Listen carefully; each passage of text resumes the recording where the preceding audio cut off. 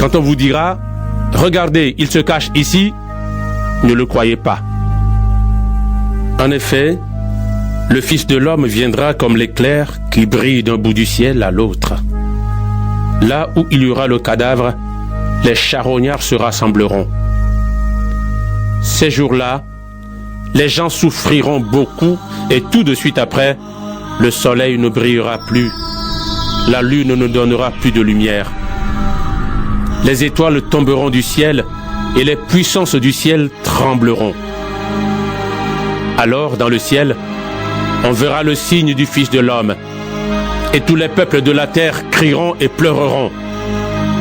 Ils verront le Fils de l'homme arriver sur les nuages du ciel avec toute sa puissance et toute sa gloire. La grande trompette sonnera, et le Fils de l'homme enverra ses anges, et ils rassembleront ceux qu'il a choisis des quatre coins de la terre, d'un bout du monde à l'autre. Comprenez bien la comparaison avec le figuier. Quand les branches deviennent tendres, quand ses feuilles poussent, vous le savez, la nouvelle saison est bientôt là. De la même façon, quand vous verrez tout cela, vous devez le savoir. Le Fils de l'homme sera bientôt là. Il est à votre porte. Je vous le dis, c'est la vérité. Quand cela arrivera, les gens d'aujourd'hui ne seront pas tous morts. Le ciel et la terre disparaîtront. Mes paroles ne disparaîtront jamais. Mais le jour et l'heure où ces choses arriveront, personne ne les connaît. Ni les anges près de Dieu, ni le Fils. Le Père est seul à les connaître. Quand le Fils de l'homme viendra, il se passera la même chose qu'au temps de Noé. À ce moment-là, avant la grande inondation, les gens mangeaient, buvaient, ils se mariaient ou donnaient leurs filles à mariage. Puis Noé est entré dans le bateau. Les gens n'ont rien compris jusqu'au moment où la grande inondation est venue et les a tous emportés. Quand le Fils de l'homme viendra, ce sera la même chose. Alors 2 hommes seront dans leur champ. On prendra l'un et on laissera l'autre. 2 femmes travailleront à écraser du grain. On prendra l'une et on laissera l'autre. Restez donc éveillés. Vous ne savez pas quel jour votre Seigneur viendra. Comprenez ceci. Le maître de maison ne sait pas à quelle heure de la nuit le voleur va venir. Sinon, il resterait éveillé et il ne laisserait pas le voleur entrer chez lui. C'est pourquoi vous aussi, soyez prêts. En effet, le Fils de l'homme viendra, mais vous ne savez pas à quel moment. Le serviteur fidèle et intelligent, qui est-ce? C'est celui auquel le maître a dit « Je te confie ce travail. Donne à manger aux autres serviteurs quand il le faut. » Il est heureux ce serviteur si son maître arrive et le trouve en train de faire ce travail. Je vous le dis, c'est la vérité. Le maître lui confiera toutes ses richesses. Mais supposons ceci. Le serviteur est mauvais. Il se dit « Mon maître ne revient pas vite. » Et il se met à frapper ses camarades de travail. Il mange et il boit avec les ivrognes. Alors, le maître va venir un jour où son serviteur ne l'attend pas et à une heure qu'il ne connaît pas. Il chassera ce serviteur. Il le punira comme Dieu punit les hommes faux et le serviteur pleurera et grincera des dents. Matthieu, chapitre 25. Alors le royaume des cieux ressemblera à ceci. 10 jeunes filles prennent leurs lampes et elles sortent pour aller à la rencontre du marié. 5 d'entre elles sont imprudentes et 5 d'entre elles sont sages. Les jeunes filles imprudentes prennent leurs lampes, mais elles n'emportent pas de réserve d'huile. Les jeunes filles sages prennent leurs lampes et elles emportent de l'huile dans des récipients. Le marié ne vient pas tout de suite. Toutes les jeunes filles ont sommeil et elles s'endorment. Au milieu de la nuit, on entend un cri. « Voici le marié, sortez pour aller à sa rencontre !» Alors toutes les jeunes filles se réveillent et elles préparent leurs lampes. Les imprudentes disent aux sages: « Nos lampes s'éteignent, donnez-nous un peu de votre huile. » Mais les sages leur répondent: « Non, il n'y en a pas assez pour nous et pour vous. Allez plutôt chez les commerçants et achetez de l'huile pour vous. » Les imprudentes vont donc acheter de l'huile, mais pendant ce temps, le marié arrive. Les jeunes filles qui sont prêtes entrent avec lui dans la salle du mariage et on ferme la porte. Plus tard, les autres jeunes filles arrivent et elles disent: « Seigneur, Seigneur, ouvre-nous la porte !» Mais le marié répond: « Je vous le dis, c'est la vérité, je ne vous connais pas. » Et Jésus ajoute: Restez donc éveillés, parce que vous ne connaissez ni le jour ni l'heure. Le royaume des cieux ressemble à ceci. Un homme part en voyage. Il appelle ses serviteurs et leur confie ses richesses. Il donne à chacun selon ce qu'il peut faire. Il donne à l'un 500 pièces d'or, à un autre 200, à un troisième 100, et il part.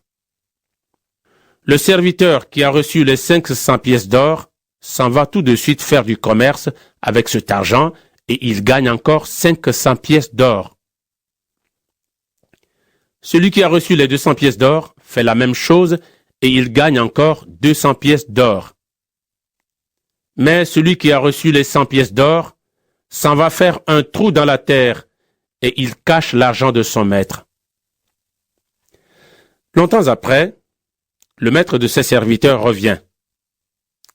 Il leur demande ce qu'ils ont fait avec son argent. Le serviteur qui a reçu les 500 pièces d'or s'approche et il présente encore 500 pièces d'or en disant: « Maître, tu m'as confié 500 pièces d'or. Voici encore 500 pièces d'or que j'ai gagnées. » Son maître lui dit: « C'est bien, tu es un serviteur bon et fidèle. Tu as été fidèle pour une petite chose. Je vais donc te confier beaucoup de choses. Viens et réjouis-toi avec moi. » Le serviteur qui a reçu les 200 pièces d'or s'approche et il dit: « Maître, tu m'as confié 200 pièces d'or. Voici encore 200 pièces d'or que j'ai gagnées. » Son maître lui dit: « C'est bien, tu es un serviteur bon et fidèle. Tu as été fidèle pour une petite chose. Je vais donc te confier beaucoup de choses. Viens et réjouis-toi avec moi. » Enfin, celui qui a reçu les 100 pièces d'or s'approche et il dit: « Maître, je le savais. Tu es un homme dur. Tu récoltes ce que tu n'as pas semé. Tu ramasses ce que tu n'as pas planté. J'ai eu peur et je suis allé cacher tes pièces d'or dans la terre. Les voici. Tu as ton argent. » Son maître lui répond: « Tu es un serviteur mauvais et paresseux.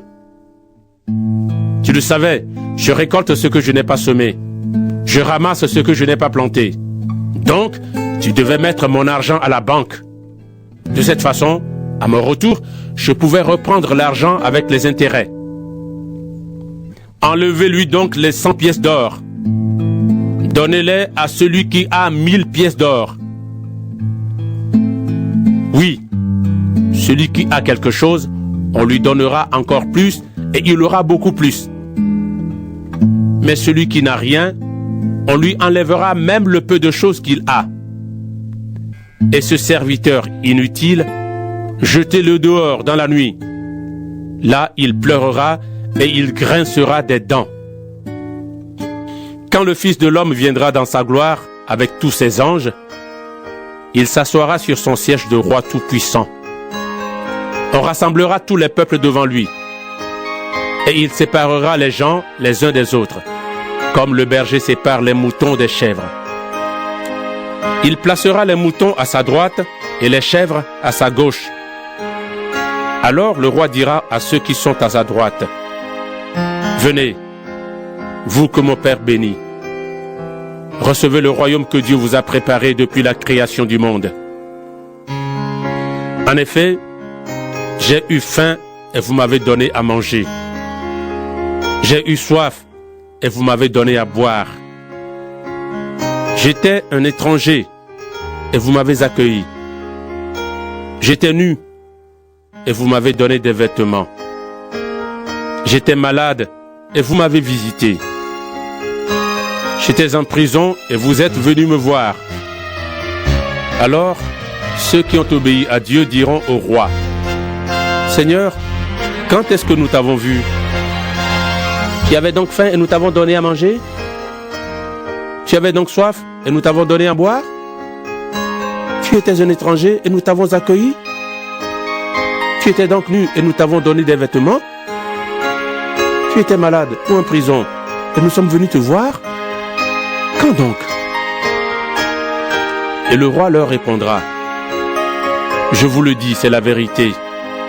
Chaque fois que vous avez fait cela à l'un de mes frères, à l'un des plus petits, c'est à moi que vous l'avez fait. » Ensuite, le roi dira à ceux qui sont à sa gauche, « Allez-vous-en loin de moi.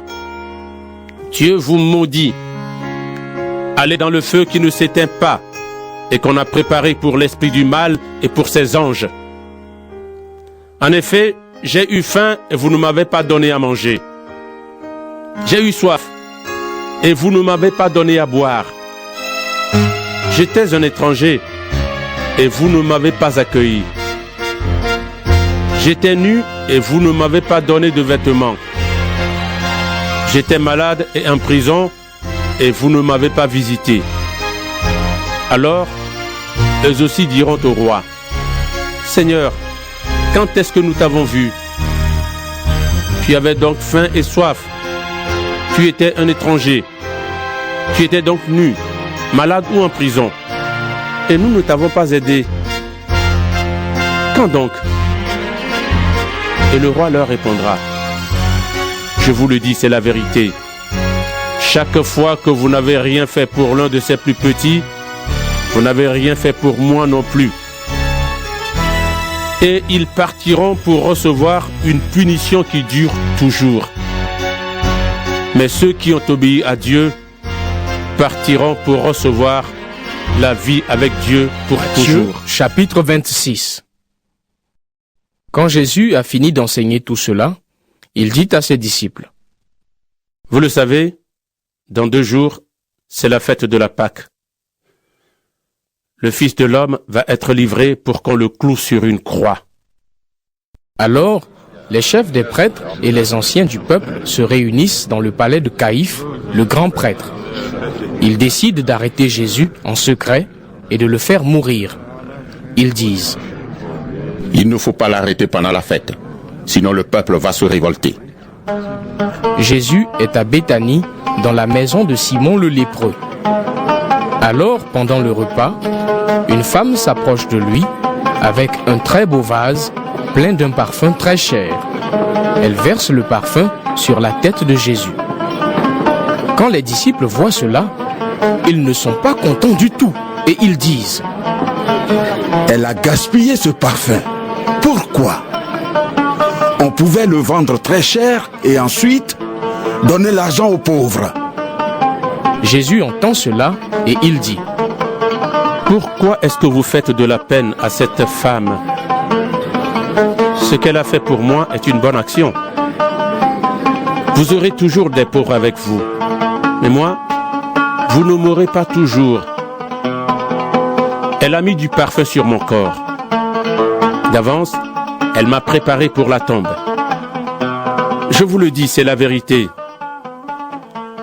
Partout où on annoncera cette bonne nouvelle, dans le monde entier, on racontera ce que cette femme a fait et on se souviendra d'elle. » Alors, l'un des 12, appelé Judas Iscariote, va voir les chefs des prêtres et il leur dit, « Qu'est-ce que vous voulez me donner si je vous livre Jésus? » Les chefs des prêtres lui donnent 30 pièces d'argent. À partir de ce moment,